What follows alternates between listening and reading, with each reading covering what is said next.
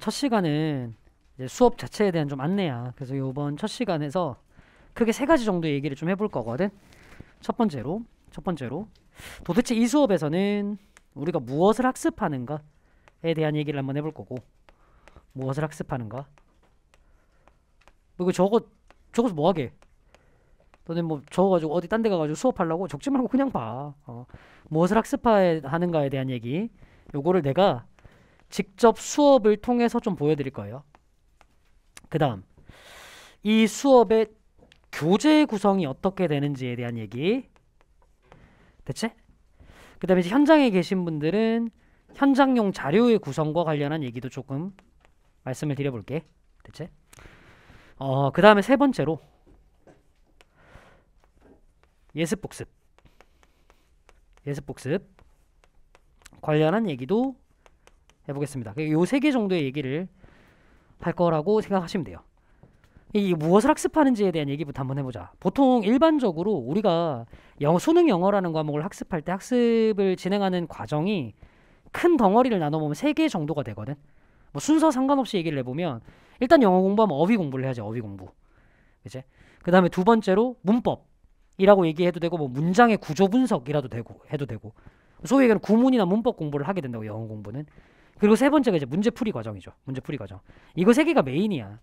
대부분의 강사님들의 커리큘럼을 보면 어휘야 뭐 여러분들이 알아서 공부한다라고 치더라도 문법이나 문장 구조 분석 먼저 수업을 하고, 그 다음에 문제풀이 수업을 한 다음에 바로 이제 최종 파이널 수업으로 넘어가는 게 일반적인 구성이죠. 일반적인 흐름이죠. 근데 이 수업은 갑자기 밑도 끝도 없이, 이건 뭐 문장 분석하는 것도 아니고 문제풀이 하는 것도 아니고 글을 읽는 방법을 설명을 해준다라고 해요. 그죠? 그러니까 이게 사실 나름대로 제가 어제 올해 인강이 이제 6년 차인데 매년 죄송합니다. 어느 정도 이제 판매량도 있고 한 수업이다 보니까 이제는 그래도 이 수업이 저한테 이제 어느 정도 있고 트레이드 마크인 수업이다라는 걸 여러분들 알고는 계신데, 밑글이라는 수업이 있다는 걸 알고는 계신데, 도대체 이런 수업을 왜 해야 되는지에 대한 얘기들을 좀 해보도록 할게요. 직접 지문을 통해서 보여드리도록 하겠습니다. 인트로 지문이에요. 여러분들 책에도 있고 필기노트에도 있어. 됐지? 그러니까 온라인으로 보시는 분들은 책, 현장에 계시는 분들은 필기노트를 펼쳐놓고 이제 들으시면 됩니다. 오케이? 일단은 지문이 이렇게 나와 있잖아. 지문의 중간에 보면 굵은 글씨로 이렇게 막 문장 하나가 이렇게 있을 거야. 이 앞으로 모든 지문을 봤을 때 지문 내에 이렇게 굵은 글씨로 표시되어 있는 이 구간은 다른 게 아니라 구문이나 어휘를 설명할 게 있는 문장입니다. 됐지? 그래서 이런 거 들어가기 전에 구문부터 먼저 설명을 하나 하고 들어갈게. 책 밑에 네모 박스 안에도 따로 빼놨어요. 그죠? 구문 설명부터 좀 해놓고 들어갈게. 이 문장 해석을 딱 시켜보면 여기까지 해석 잘한다? 마음은 적절하게 생각하기를 꺼려 할지도 몰라. 여기까지 해석 잘해요. 적절하게 생각하기를 꺼려해. 언제? 생각이 다음 그 모든 것일 때까진 좋은데 그 다음 이지 뭐야. 여기서 이제 멘붕이 좀 많이 오신다고. 문장 구조로 조금 엄밀하게 좀 보도록 하자. 문법 용어까지 좀 섞어서 미안해. 이라는 말이 네가 알고 있는 것처럼 일단 기본적으로 형용사로 모든 이란 뜻이 있다고. 모든. 그죠? 근데 얘가요 명사로 쓰여서 모든 것이라는 의미로도 해석이 된다.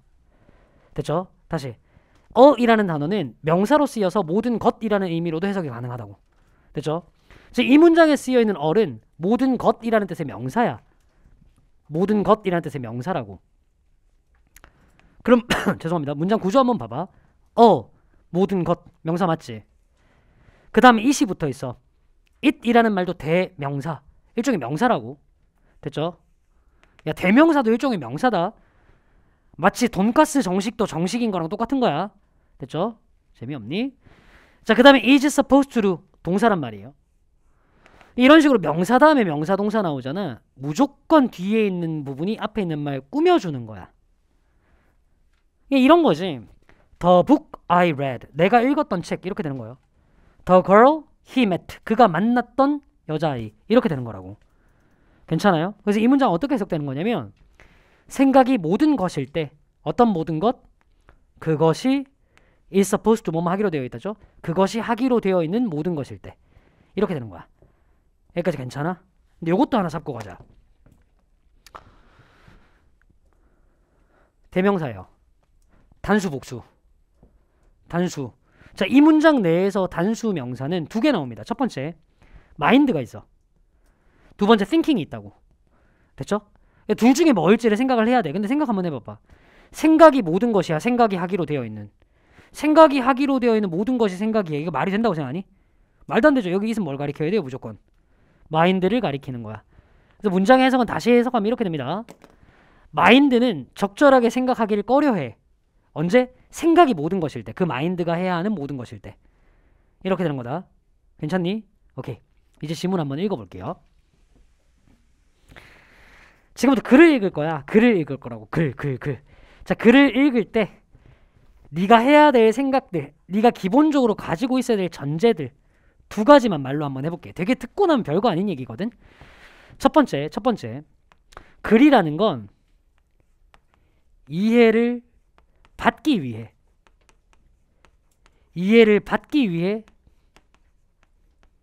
쓰인 거야. 어려운 얘기 아니에요.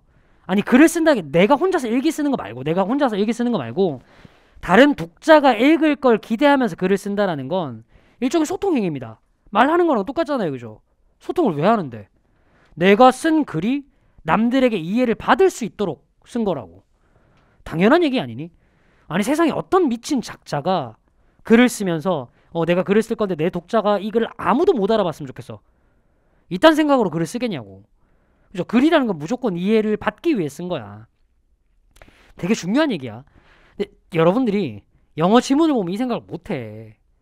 수능 영어에 대해서 니들이 제일 많이 하는 오해들 중에 두 가지가 이런 거란 말이야. 첫 번째, 수능 영어는 이상하게 글을 꼬아서 쓴다. 세상에 그런 게 어딨냐고.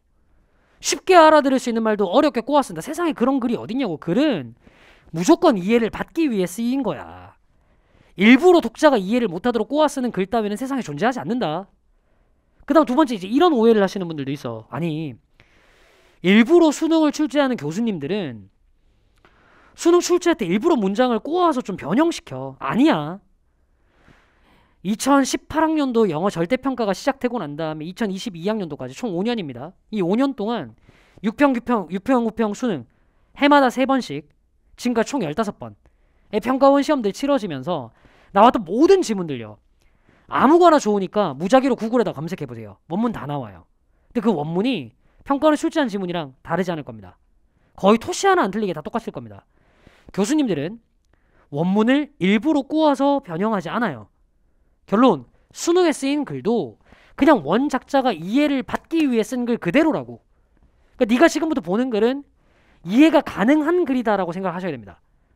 글이 일부러 어렵게 꼬여져 있는 게 아니야. 이해가 가능한 글이야. 그 다음 두 번째, 글이라는 건 문장들의 유기적인 결합이야. 다시, 글이라는 건 문장 간의 유기적인 결합이라고. 내가 이렇게 얘기를 해볼게요. 내 이름은 조정식이야. 오늘 갑자기 날씨가 추워졌어. 야, 우크라이나 전쟁이 일어났던데. 근데 생각해보면 딸기는 참 맛있지 않아? 야, 이게 글이야? 이거 무슨 글이에요? 이건 그냥 의식의 흐름이죠. 우리 이런 걸 글이라고 하지 않습니다. 글이라는 건 문장이 문장 간에 서로 유기적으로 결합되어 있는 걸 글이라고 한다고. 너는 일반적으로 쉬운 글을 읽을 땐 이거 무의식 중으로 활용을 합니다. 생각해봐. 내가 문장 2개로 돼 있는 글을 줄게. 메가스터디는 좋은 회사예요. 첫 문장 때렸다. 두 번째 문장. 일단 소속 강사들의 퀄리티가 높아. 묻자. 어디에 소속된 강사들을 얘기하는 걸까? 메가스터디에 소속된 강사들이죠. 어떻게 메가스터디인 줄 너 알았어? 첫 문장과 두 번째 문장이 유기적으로 연결되어 있을 거라는 걸 별다른 신호 없이도 포착을 하고 있으니까 그런 걸 거 아니야. 맥락 없이 메가스터디는 좋은 회사다 다음 문장에서 강사들의 퀄리티가 높다 라고 얘기를 했을 때 이걸 듣고 난 다음에 메가가 아닌 다른 회사 핀이 그냥 삐 처리해주세요. 나 이런 데 소속된 강사들을 얘기하는 거겠구나 라고 생각하는 미친놈은 없어요. 이게 글을 읽을 때 기본적인 태도라고. 다시, 지문을 읽을 때도 그럼 이제 우리가 어떻게 읽어야 할 거냐면 중간중간에 좀 뇌절이 올만한 문제, 이게 뭔 쌉소리야 싶은 얘기가 나오더라도 포기하지 마. 글은 무조건 이해하도록 적혀 있어. 그다음 두 번째, 문장은 유기적으로 결합되어 있는 거야. 두 번째 문장은 첫 번째 문장이 있기 때문에 의미가 있는 거라고. 아니 메가스터디라는 회사 얘기를 첫 문장에서 안 하고 난다 갑자기 소속 강사들이라고 얘기하면 이거 어떻게 아냐고. 붙여서 읽으셔야 돼. 그 다음 문장도 마찬가지로 앞에 두 문장에 붙여서 읽어내셔야 되고. 이걸 명심해서 가보자고. 됐니? 자, 첫 문장부터 읽어보겠습니다. 이렇게 적혀있다. 아 잠깐 미안해. 들어가기 전에 표시 하나만 하고 들어갈게요. 형광펜 손에 드시고 여기다가 표시 한번 해볼게요. When thinking is all it is supposed to. 요 구간 됐죠? 자, 제가 지금부터 지문을 읽을 때 이렇게 노란색 분필로 표시하면서 너한테 형광펜으로 표시해봐 라고 하는 구간은 앞으로 이제 우리 수업 때 약속이다. 무조건 뭐냐면 일반적으로 지문을 읽어 나갈 때 네가 이해하기 힘들어하는 구간이에요. 오케이? 그러니까 너네 선배나 너네 조상님들이 수능 시험장에서 문제를 풀었을 때 요 구간 때문에 지문 내용을 힘들어해가지고 오답률이 높았어. 이런 구간들을 위주로 내가 표시를 좀 하는 겁니다. 됐죠? 앞으로 형광펜으로 표시하는 건 무조건 내용 이해가 힘든 구간이에요. 됐죠? 오케이, 읽어가 볼게. 잠시만. 그리고 하나만 더 얘기하자. 온라인으로 수업을 듣는 학생들, 현장에서 수업 듣는 학생들 둘 다 지금부터 내가 지문에다가 표시하는 거 있잖아요. 일체 책에다가 표시하지 마세요. 오케이? 책에다가 뭔가 표시를 하고 싶으면 이 정도만 해. 예를 들어서 요 지문에서 네가 좀 떠올릴 수 있는 아이디어들 있잖아. 다른 데다가 표시해. 빈 공간에다가. 현장에 있는 애들은 그냥 필기노트에다가 그냥 표시하는 게 제일 마음이 편할 거야. 책은 최대한 깨끗한 상태로 그대로 남겨놓습니다. 내가 그 이유도 조금 이따가 설명을 드릴게요. 됐죠? 책 적어도 이 지문은 깨끗한 상태로 남겨놓으라고. 책에다가 정필기를 하고 싶으면 빈 공간 딴 데다가 필기해. 지문은 그대로 남겨놔. 됐지? 자, 나랑 같이 이제 지문 읽어볼게. 여행은 생각의 미드와이프야. 여기서 일단 첫 번째 뇌절. 도대체 이제 미드와이프가 뭐냐 이거죠. 와이프는 아는데 일반적으로 단어 뜻을 잘 몰라요. 이게 고등학교 수준 간당간당하게 넘어서는 단어거든. 우리말로 얘기해볼게요. 산파란 뜻이야. 산파. 근데 이게 또 들어도 무슨 말인지 모르는 애들이 태반이야. 산파가 도대체 뭐야. 글을 이제 읽어갈 거야. 어떻게? 이해될 수 있을 거라고 생각하고. 이 정도는 잡을 수 있지 않겠니? 이 지문은 적어도 뭐와 뭐에 대한 글이라는 건지 정도는 잡을 수 있지 않겠어? 뭐와 뭐에 대한 글이에요? 여행에 대한 글이고요. 또요? 생각에 대한 글이에요. 됐죠? 오케이? 지금부터 이 글이 여행과 생각에 대한 글이라는 걸 염두에 두면서 읽어갈 거야. 자, 요것도 약속 하나 하자. 앞으로 지문 내의 문장 간의 유기적인 연결을 보여주는 거 무조건 빨간색 분필을 사용합니다. 됐죠? 그래서 내가 지금부터 지문을 쭉 읽어가다가 빨간색으로 밑줄 치잖아? 전부 여행 관련한 표현인 거야. 빨간색으로 물결무늬 표시하잖아? 전부 다 생각 관련한 표현인 거야. 됐죠? 수업 듣다가 중간에 네가 순간적으로 물론 안 그래야 되지만 집중력이 조금 떨어졌어. 근데 얘가 빨간 분필을 들고 지문에다 뭔가 표시하고 있어. 내용을 유기적으로 연결하고 있는 거구나.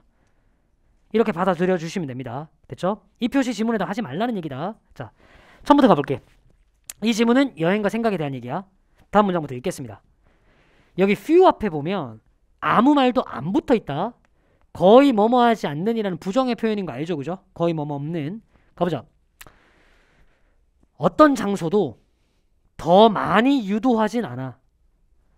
내면의 대화를 더 많이 유도하진 않아. 뭐보다? 움직이는 비행기, 배 혹은 기차보다. 됐어? 글이라는 건 문장 간의 유기적인 결합이라며. 첫 문장이라고 붙여보자. 얘들아 생각 조금만 해봐.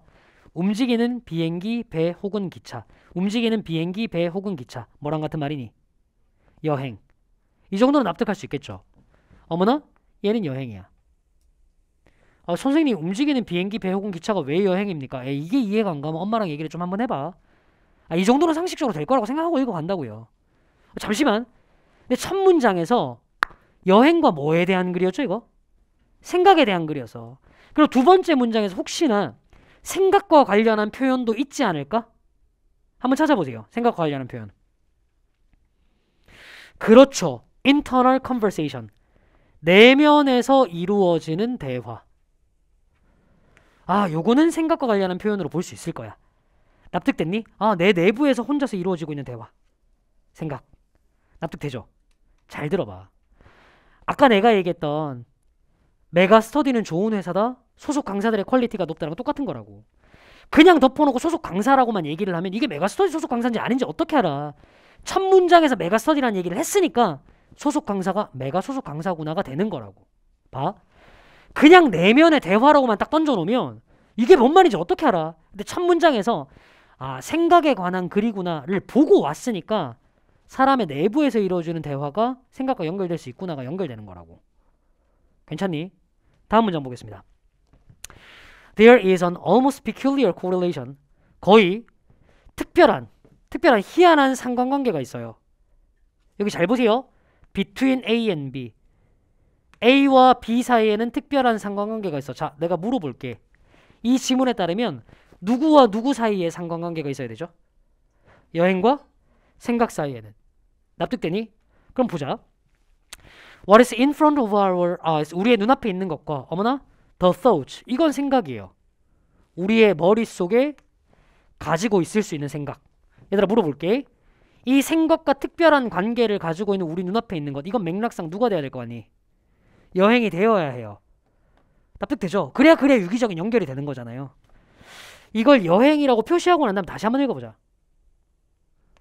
우리 눈앞에 있는 것? 어떤 느낌인지 알겠어? 여행 가서 눈으로 보는 것을 의미하는 것 같아. 괜찮아? 다시 얘들아 여기까지 읽었던 첫 세 문장을 다시 한번 읽어볼게. 봐봐.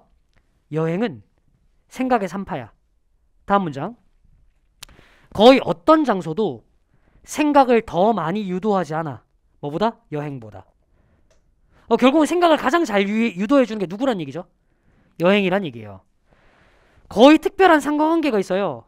여행과 생각 사이에는. 됐죠? 결국은 여행이 뭘 잘 유도해준다고요? 생각을 잘 유도해준다는 말을 반복하고 있는 거야. 납득되니? 괜찮아요? 다음 문장 보겠습니다. Large thought. 이거 뭐죠? 생각이야. 생각은 때로는 요구한다? 묻자. 생각이 도대체 뭘 필요로 해야 돼? 여행. 왜? 여행이 생각을 도와주니까. 확인해 볼게요. 큰 뷰를. 아, 이거 여행으로 봐야 되겠구나. 납득되죠? 원래 뷰라는 단어는 의미가 되게 많잖아요. 뭐 보다, 관점, 시야 되게 많은데 여기서는 맥락상 아, 여행 가서 보는 실제 뷰를 얘기하나 봐. 리버 뷰, 마운틴 뷰, 오션 뷰. 됐잖아. 진짜로 여행을 의미하나 봐. 그리고 있잖아. new thoughts. 새로운 생각들은 잘 보세요. 요 자리에 여기든 requiring 이라는 말이 생략돼 있는 거야. 됐지? 새로운 생각들은 필요로 해. 얘들아 또 생각은 뭘 필요로 해야 되니? 여행. 그걸 이렇게 얘기했네. 새로운 장소를. 오케이. 여행이란 말로 연결이 되죠. 됐어? 야, 이쯤 보면 좀 느낌이 좀 오지 않아? 이 지문은요. 첫 문장에서 했던 얘기를 계속 빙빙 돌면서 반복하고 있어. 여기까지 괜찮니? 주변에 보다 보면 영어가 됐든 국어가 됐든 간에 글 되게 빠르게 잘 읽는 애들 있죠. 그냥 읽는 속도만 빠른 게 아니라 문제를 푸는데 정확성도 되게 높은 거야. 뭐 국어 영역 같은 거 60분 만에 다 푸는데 거의 다 맞아. 영어 영역 같은 거 시간 30-40분씩 남는 것 같은데 거의 다 맞아. 이런 친구들 있잖아요.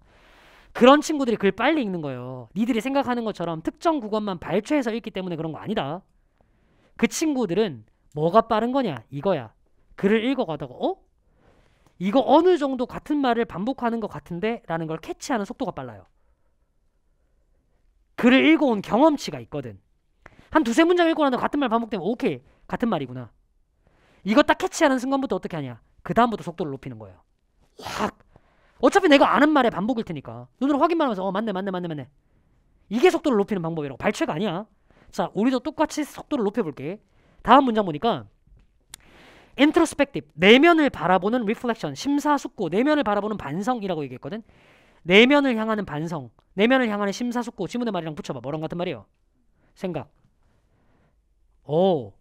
이 생각이라는 게 which are liable to stall, 방황하기 쉬운 이 생각이라는 게 are helped along, 도움을 받을 수 있다.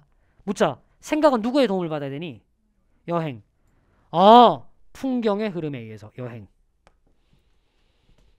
됐죠? 이제 같은 말 반복이라는 거 확실하게 알겠지? 다음 문장 또 가볼게요. The mind, 마음은요 적절하게 생각하길 꺼린데. 잠시만. 지문의 말로 보니까 적절하게 생각하기를 꺼린대요. 다시. 적절하게 생각하길 꺼린데 어이 제대로 생각을 해 안 해? 안 하는 거야. 블라블라 할 때 이렇게 됐거든. 얘들아 물어보자.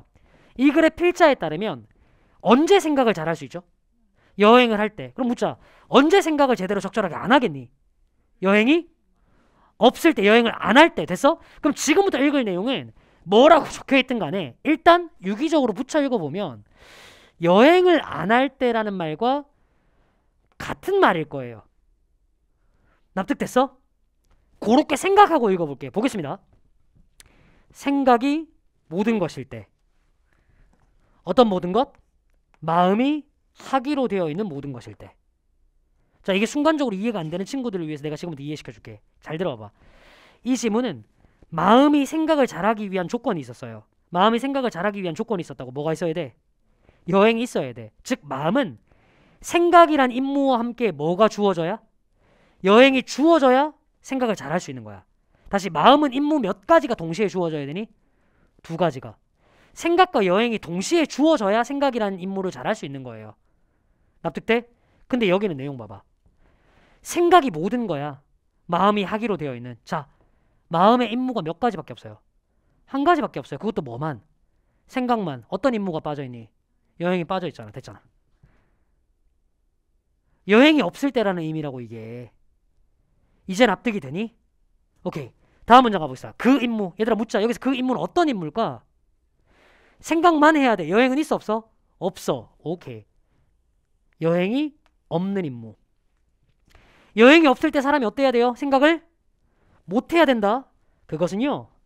can be paralyzing. 그래요. 사람을 마비시킬 수 있어요. 즉 생각이 제대로 이루어지지 않아요. 마비돼서. 됐잖아. 뭐만큼이나 having to tell a joke or mimic an accent on demand. 농담을 해야만 한다거나 혹은 누구의 요구를 받아서 액센트를 모방해야만 한다거나 하는 것만큼이나. 이쪽은 약간 이제 비유적인 표현이에요. 예를 들면 이런 거지. 내가 막 수업을 하다가 얘한테 야 농담해봐. 이거 어떻게 해요? 갑자기 수업 막 하다가 얘한테 야 내 말투 모방해봐. 이거 어떻게 하냐고. 갑자기 누가 너한테 농담해봐 말투 모방해봐 그러면 얼어붙죠. 딱 그런 거랑 똑같다고요. 여행 없이 생각만 하잖아요. 그럼 사람이 그렇게 똑같이 생각 못하고 얼어붙는다고요. 비유적으로 표현한 겁니다. 괜찮아요? 다음 겁니다. Thinking improves. 이제 좀 우리가 좀 쉽게 이해할 만한 곳이 왔다. 생각은 개선된대. 질문. 생각이 언제 개선되죠? 여행을 할 때요. 보세요. 마음의 일부가 다른 임무들을 받을 때. 얘들아 여기서 있는 다른 임무가 뭐일 것 같니? 여행이겠죠. 확인해 볼래요? Charged with. 채워지는데요. 뭘로요? 음악을 듣거나 나무의 흐름들을 쭉 따라가는 거예요. 느낌 딱 오죠? 음악 딱 들으면서 뭐 하는 거예요? 여행하는 거예요. 이렇게 읽힌다고. 이제 괜찮아? 내가 여기서 얘기한 이 2가지 의미 이제 이해 갔니? 결국 이해되도록 쓰인 거 맞잖아. 그리고 문장들을 유기적으로 결합시키려고 하다 보면 읽힌다니까. 그치? 근데 봐봐. 내가 이 지문을 너네한테 이해시키기 위해서 뭘 했냐고. 내가 너한테 뭐 여행을 하다 보면 생각에 도움이 된다는 걸 사례로 설명을 했어? 뭔가 풀어서 또 다른 얘기 증명을 또 해줬니? 아니. 제가 한 건 딱 1가지입니다. 뭐냐면 문장과 문장을 연결할 수 있을 만한 시간을 충분히 준 거예요. 그치? 글을 읽을 때 이해가 힘들고 튕겨. 선생님 예시가 없으니까 이해가 안 가요. 이딴 소리 하지 말고 문장을 유기적으로 연결할 수 있도록 충분한 시간만 확보하세요. 읽힐 수밖에 없습니다. 글은. 이 수업이 그걸 배우는 거예요. 이 수업이 그걸 배우는 거라니까. 말하자면 뭐 하는 거냐면 조금 거창한 말로 얘기해 볼게요. 독해력을 상승시키는 걸 목표로 하는 거야. 그러니까 왜 이렇게까지 독해력을 높여야 되냐고. 왜 이렇게까지 독해력을 높여야 되냐고. 그 이제 얘기를 해줄게요. 왜 독해력을 높여야 되는 거냐면 여러 가지 이유가 있는데요. 결정적으로 이겁니다. 수능 시험장 들어가서 우리가 해야 될 건 킬러 문제 풀기예요.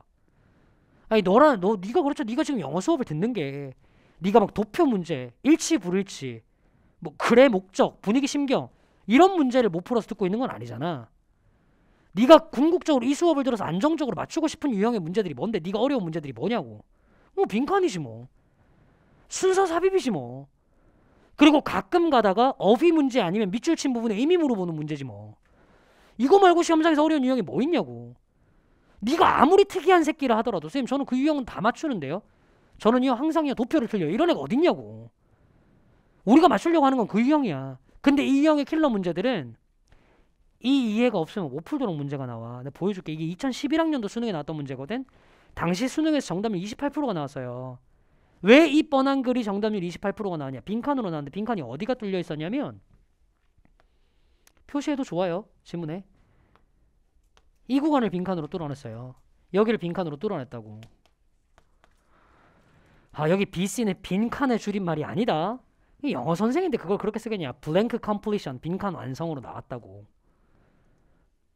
됐죠? 앞으로도 이런 표시 많이 할 거야. 나올 때마다 빈칸 아니에요. blank completion입니다.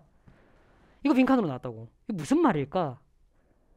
네가 수능 시험장에서 이 문제를 풀어내려면 여기 형광펜으로 표시한 요 구간 있잖아. 생각이라는 게 마음이 해야만 하는 모든 것일 때라는 말을 딱 보자마자 여행이 없는 상황이네 를 포착할 수 있어야 문제를 풀 수 있어요. 안 그러면요 풀기 불가능합니다. 자 여기서 문제 풀이 요령과 방법이 어디 있어요? 그냥 잘 읽어야죠. 그지? 결국은 정말 미안한 얘기인데 문제 풀이나 요령이나 방법론이 필요하긴 한데 독해력이 높아야 킬러 유형, 적어도 정답률이 40%대 정도 나올 수 있는 유형, 이 문항들을 해결할 수 있어요. 그러니까 시험에 따라 좀 다른데 정답률 40% 안팎의 문제들이 절평 들어오고 나면 평균적으로 한 시험당 5문제 정도씩은 나오거든. 근데 이 패턴들은 예외 없이 이것도 지문 내용이 되게 어렵진 않잖아요. 결국 생각을 많이 해야 여행에 도움이 죄송합니다. 여행을 많이 해야 생각에 도움이 된다. 이런 내용이니까. 근데 빈칸을 뚫는 구간이 문제인 거라고. 지문의 내용과 도저히 붙일 수 없을 만한 데다가 빈칸 뚫어놓으면 애들은 뇌절이 오는 거예요. 이거 뚫어내려면 결국 읽는 능력이 중요해. 제가 이제 이 다음 강좌부터 현장 기준으로 얘기하면 순서 삽입과 빈칸, 소위 얘기하는 너네가 얘기하는 킬러 유형이라고 얘기하는 유형들 한꺼번에 현장에서 문제풀이 들어갈 거예요. 근데 그거 하려면 읽을 줄 아셔야 돼요. 그래서 브릿지로 이 강좌를 넣어놓은 겁니다. 됐죠? 그러면 선생님 교재를 어떻게 구성해가지고 너는 독해력을 높일 건가요? 수업은 이런 식으로 진행할 건데 일단 교재는요 2개의 파트로 나눠져 있습니다. 첫 번째 읽기 파트가 있고 두 번째 문제풀이 파트가 있어요. 대체 모든 챕터가 이렇게 나눠져 있어. 읽기와 문제 파트가 나눠져 있는데 그 전에 이 얘기하면서 자연스럽게 좀 한번 놔볼까? 이건 내가 얘기한 얘기가 아니고 서울대 교수님이 한 얘기거든. 독해력을 높일 수 있는 방법은 높은 독해력을 가질 수 있는 방법이 3가지가 있대. 그 중에 2가지는 좀 슬프게도 우리가 할 수 없는 방법이야. 뭐냐면 첫 번째 방법이 타고난 재능이 있는 경우. 뭐 하나만한 얘기죠, 그죠? 우리 대부분에게 해당 사항이 없잖아요. 슬프지만 이미 그렇게 태어났는데 뭐 어쩌겠어. 근데 두 번째 방법도 별로 해당 사항이 없어요. 독서량을 늘리는 거래. 아니 지금 뭐 수능 코앞에 두고 무슨 독서량을 늘려요. 특히나 영어 과목은 너네가 지금까지 살면서 영어로 되어 있는 책 몇 권이나 읽었다고. 기껏 해봐야 어렸을 때 동화책밖에 더 읽었어. 이런 비문학 제재의 글들은 읽어본 적이 없을 거라고. 독서량을 늘리는 것도 사실상 불가능합니다. 3번째는 우리가 할만해요. 그게 뭐냐면 좋은 글을 제대로 된 방법으로 반복적으로 읽는 겁니다. 좋은 글이 뭐냐에 대해서는 여러 가지 이견이 있을 수 있으나 우리는 어쨌든 수능을 준비하는 거니까 수능을 준비하는 우리에게 제일 좋은 글은 수능을 출제하는 기관인 평가원에서 냈던 글이 제일 좋은 글이겠죠. 우리가 글을 읽을 수 있는 가이드를 줄 수 있는 것일 거고. 그래서 교재도 평가원 기출로 준비를 해놨습니다. 그래서 읽기 파트는 전부 다 2011학년도부터 2017학년도까지의 기출 문제들로 구성을 해놨어요. 주로 이 당시에 나왔던 것 중에 킬러 정도에 가까운 정답률을 기록했던 지문들을 위주로 구성을 해놨습니다. 됐지? 그러니까 이래서 이제 작년에도 혹시나 믿어봐 글편, 밑글을 들었던 학생들 같은 경우는 올해랑 작년이랑 교재가 완전히 바뀐 걸 좀 아실 건데 이유가 뭐냐면 작년까지만 해도 제가 18학년도부터 2022학년도까지 기출 가지고 밑글을 진행을 했어요. 근데 이랬더니 좀 부작용이 있더라고. 나중에 문제풀이 강좌 들어갔더니 애들이 지문을 기억하고 답을 다 기억해버려. 그러니까 문제풀이 효과가 좀 반감되더라고. 그래서 옛날 기출들을 가지고 왔습니다. 대신에 기출들을 내가 좀 선별을 해가지고 지금 기출과 결이 맞는 것들만 가지고 왔어. 그러니까 너무 지나치게 이제 구문이나 어휘가 어렵다거나 너무 지나치게 지엽적이고 추상적인 지문들을 빼버렸습니다. 지금 기출이랑 결이 맞는 것들만 가지고 왔어요. 원문을 훼손하지 않은 것들만. 오케이? 자, 그 다음에 이제 문제 파트는 주제, 제목, 요지 그걸 파악하는 훈련을 시킬 거거든. 오케이? 아니 생각해봐. 네가 글을 제대로 독해하고 글을 제대로 이해했는지 아닌지를 알 수 있는 제일 좋은 방법이 뭐예요? 읽혀놓고 야 글의 주제 얘기해봐. 이게 제일 좋은 방법이죠. 그래서 요거 문제를 통해서 직접 이제 확인을 좀 해볼 겁니다. 요 대입학 문제는 18학년도부터 22학년도까지 6평, 9평 수능에 나왔던 전체 문항을 다 가지고 왔어요. 요 두 개의 기출 패턴을 통해서 독해력을 높일 겁니다. 됐죠? 실제 킬러 문제들 예전에 나왔던 걸 보면서 독해력을 늘리고 이거 실제 문제에 적용돼 볼 수 있도록 해줄 거라고. 됐니? 그 다음 이 자료 관련한 얘기인데요. 뭐 온라인 친구들은 뭐 소외감 느끼지 말고 이제 현장에서 이런 자료를 받는구나, 이걸 어떻게 활용해야 되는구나 좀 생각을 좀 해주세요. 죄송합니다. 이 자료에 여러분들한테 현장에 계신 분들 읽기 자료라고 나간 게 있어요. 읽기 자료 있지. 오케이? 읽기 자료 요게 어떻게 돼 있냐면 비기출이야. 기출 지문 아니야. 기출 지문 아니고 저희 연구실에 계시는 선생님들이 가지고 온 지문들입니다. 오케이? 그래서 실제로 우리는 이제 문제로도 가공을 했었는데 최종적으로 문제 말고 지문만 넣어놓고 너네들 읽기 훈련을 시키는 거야. 그래서 매주마다 수업 때 듣는 거랑 같은 패턴의 지문들, 같은 내용은 아니지만 같은 패턴의 지문들. 지금 보세요. 첫 문장을 딱 잡아 읽으면 사실은 다 같은 말의 반복. 근데 말의 바뀜이 좀 심한. 이번 주는 다 이런 지문 배울 거거든. 그런 패턴의 지문들을 일주일에 10개씩 드릴 거예요. 수업 때 배운 거랑 같은 패턴의 지문들을. 그러면 일주일에 10개라고 얘기를 하면 이게 좀 언뜻 보기에는 되게 많아 보이는데 어떻게 활용을 해야 될지를 말씀을 좀 드려볼게요. 하루 수업 듣죠? 하루 수업 듣죠? 자, 수업 듣는 날은 영어 공부 좀 특별히 더 안 하셔도 됩니다. 영어 들었는데 뭐. 오케이? 그리고 뭐 일주일에 하루쯤은 복습을 하겠죠. 수업 들었던 내용. 그날도 영어 공부 딴 거 더 추가할 필요 없어요. 자, 수업 듣는 날과 복습하는 날 빼고 나면 5일 남죠. 하루에 2지문씩 보시면 됩니다. 그렇게 생각하면 그렇게 많은 분량이 아니야. 하루에 2지문씩만 보시면 돼요. 선생님 온라인으로 보시는 분들은 어떻게 따라오면 되냐? 똑같이 주 10개 정도의 지문들을 보시면 되는데 선생님 이거 비기출로 어디서 볼까요? 월간지 같은 거 활용하세요. 내가 뭐 그렇다고 내 책 아니면 딴 걸 추천하긴 그러니까 월간지 같은 거 활용하시면 됩니다. 됐죠? 같은 패턴으로 쭉 활용해서 보시면 됩니다. 선생님 그리고 난 다음에 봐봐. 읽기 자료도 그렇고 월간지도 그렇고 이건 내가 직접 수업을 해주는 건 아니란 말이야. 해설들이 꼼꼼하게 되어 있지만 근데 봤는데 뭔가 잘 안 돼. 뭐 해야 될 거 아니? 질문을 미친 듯이 하세요.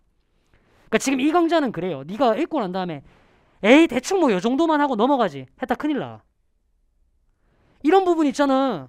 뭐 대충 뭐 여기 뭐 여행 생각 관련한 얘기겠지라고 넘어가잖아. 이렇게 빈칸 문제 뚫어놓으면 시험장에서 못 푼다니까 너도. 그러려고 강의 듣는 거 아니잖아. 조금이라도 튕기는 문장 나오면 사정없이 질문을 해. 월간지도 마찬가지, 현장용 자료도 마찬가지. 오케이? Q&A 게시판으로 질문 많이 남기세요. 그게 정상이다. 됐지? 그렇게 교재와 자료를 활용하시면 됩니다. 자, 세 번째 이제 예습과 복습 얘기를 좀 한번 해볼게요. 예습은 느낌 딱 오죠? 기본적으로 할 게 없어요. 뭘 읽어보고 온다고 이게 뭐 크게 도움이 되겠냐? 그지? 근데 굳이 하고 싶다면 어휘 암기 정도만 해놓고 오세요. 어휘 암기. 우리가 한 주에 기본적으로 많이 나가면 10지문 나갈 거거든. 실제로 10지문 잘 안 나간다는 얘기야. 딱 거기에 해당할 정도만 어휘를 외워오시면 돼요. 근데 매 챕터마다 앞쪽에다 어휘부터 먼저 다 정리해놨으니까 그것만 보면서 어휘 암기하시면 된다고. 됐지? 그거 외에는 크게 없습니다. 근데 간혹 가다가 내가 그 다음 주에 문제풀이를 할 만한 주차잖아. 그럼 그때 돼서 내가 과제를 드릴 거예요. 다음 주에 문제 여기까지 풀어오세요 라고. 그거 외에는 안 하셔도 됩니다. 됐죠? 중요한 건 복습이에요. 이 수업은 복습이 핵심입니다. 안 하면 아무것도 안 얻어져. 됐지? 자, 복습은 패턴을 두 가지로 나눠서 얘기를 해볼게요. 복습 패턴. 첫 번째, 수업을 들으면서 어머나 좀 구문이나 어휘를 네가 잘 몰랐던 것들 위주로 체크를 좀 하셔야 돼요. 수업을 들으면서. 수업 중에서 좀 체크를 좀 하시는 거예요. 그치? 예를 들어서 이런 거잖아. 지금 여기는 이 지문이 있단 말이야. 이 지문 봤을 때 그러니까 웬만한 수험생들은 보다가 여기서 리콰이어링이 생략됐구나 이런 거 못 봤을 수 있다고. 이런 것들 과감하게 체크를 좀 하시라고. 그치? 아니면 뭐 이제 어떤 경우는 스토어 같은 단어도 몰랐을 수 있어. 그럼 체크를 좀 하시라고. 됐죠? 그리고 얘는 당일날 바로 복습하세요. 이게 다른 이유가 아니고요. 어휘나 문장 같은 경우는 수업 직후에 복습하는 게 머릿속에 제일 오래 기억에 남아서 그렇습니다. 됐니? 근데 요거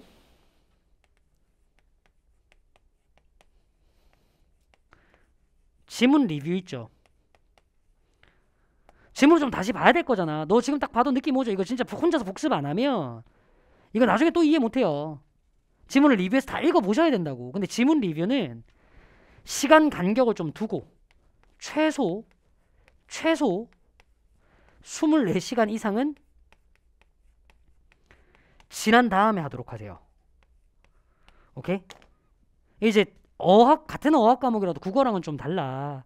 국어는 보면 네가 뭐 누구 선생님한테 수업 듣든 간에 웬만하면 당일날 복습하라는 얘기를 좀 많이 들으실 거야. 이게 딴 게 아니라 국어라는 과목은 컨셉 자체가 그렇거든. 정보량이 많은 지문들이 힘들어요, 보통. 정보량이 넘쳐 흐르는 지문들, 이런 지문들이 힘들단 말이야. 근데 그런 정보량이 많은 지문들을 강사님이 보신 거랑 같은 정도로 볼 수 있으려면 당일날 바로 복습을 해줘야 강사의 방법이 체화가 돼요, 빠르게. 근데 영어는 안 그래. 정보량 뭐 별로 없잖아, 이거.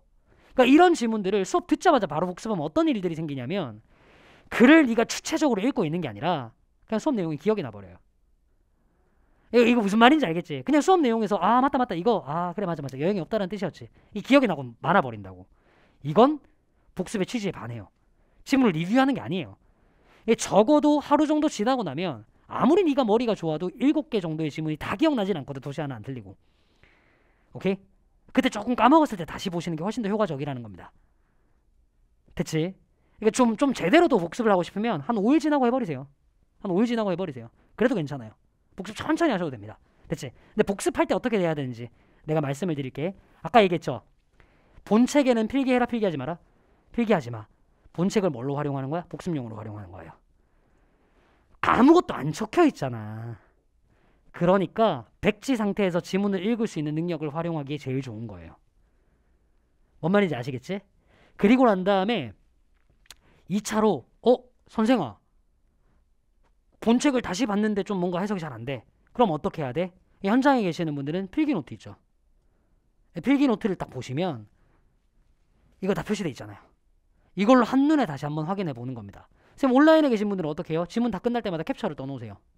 그리고 나서 캡처 뛴 거 한눈에 보시면 됩니다. 됐죠? 근데 이렇게 봐도 또 이해가 안 가는 순간이 생길 수 있어요. 예를 들면 한 3, 4일 뒤에쯤 복습을 했을 때 아니 얘가 왜 여행이 없다라는 의미로 표시돼 있지? 난 도저히 납득이 안 되는데 이럴 수가 있다고요. 그때 써먹으셔야 될 게 뭐냐면 복습북이에요. 자, 여러분들 복습북 한번 펼쳐보십니다.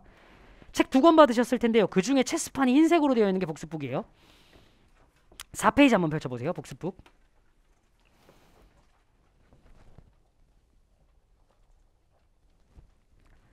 보셨나요? 오케이? 자, 복습북이 어떻게 구성되어 있는지 한번 봐봐. 일단 네모 박스 안에 영어 문장이 있고 거기에 대한 한글 직독이 적혀 있어.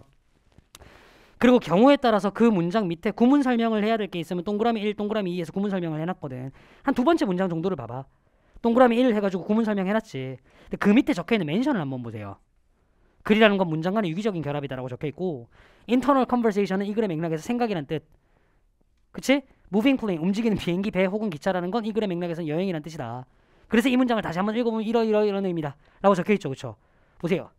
내가 수업 때 했던 멘션들이 그대로 다 적혀있어요. 지문이 이해가 안 가면 그때 최종적으로 복습북을 보시는 거야. 됐지? 간혹 가다가 이제 이런 질문을 하시는 분들이 있거든. 선생님 자꾸 뭔가 내용이 잘 이해가 안 가면요, 수업을 들었던 건 저는 메가패스가 있는데 수업을 다시 한번 듣는 방식으로 복습해볼까요? 비춥니다. 그러니까 우리가 봐야 될 수능은 기본적으로 음성 정보 혹은 시각 정보를 통해서 시험을 치는 게 아니라 텍스트를 통해서 시험을 치는 시험이에요. 음성 정보를 통해서 치는 시험이 아니라고. 텍스트를 자꾸 이해하는 능력을 늘려야 돼. 그래서 최대한 복습북으로 이해를 해보시는 겁니다. 그러고도 이해 안 되잖아요? 그냥 Q&A 게시판 활용하세요. 그게 무조건 제일 빨라요. 아니 그리고 그게 제일 맞는 방식이에요. Q&A 게시판 이용하면 결국은 텍스트로 질문을 주고받아야 된다고. 그래야 된다고. 그래야. 그래서 이 수업은 Q&A 게시판을 엄청 많이 활용해야 되는 수업이 될 겁니다. 됐죠? 그렇게 활용을 해주세요. 괜찮니? 자, 그래서 이번 시간에 지금 제가 3가지 크게 말씀을 드렸어요. 수업은 독해력을 학습하기 위한 거다. 그걸 위해서 교재는 이렇게 구성했고 읽기 자료는 이렇게 활용해줘라. 수업의 예습 복습은 이렇게 해라. 이렇게 말씀을 드려서. 그리고 무엇보다 독해력을 향상시키기 위해서 우리가 글을 읽어야 될 때 기본적으로 가지고 있어야 될 태도 2가지 얘기를 했거든요. 오케이? 자, 요거를 전제로 깔고 다음 시간 나가도록 할 거야. 됐지? 자, 지금부터 5분 쉬고요. 저 뒤에 있는 시계 기준으로 25분, 여러분들 시계 기준으로는 23분까지 들어오시면 될 것 같습니다. 5분 쉬고 들어오세요.